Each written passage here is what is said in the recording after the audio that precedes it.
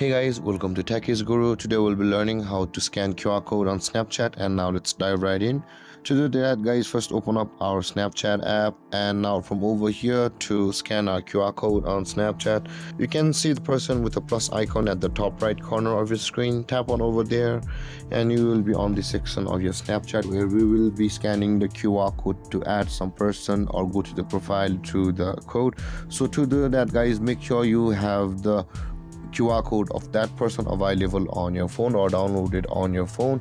And with that being done guys, at the top right corner of your screen you can see there is the Snapchat icon available for us in the black, just below the three dotted icon at the top right corner.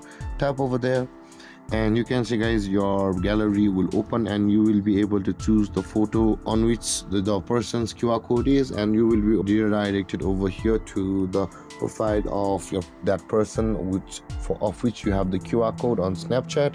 And with that being said guys, this is how to scan QR code on Snapchat.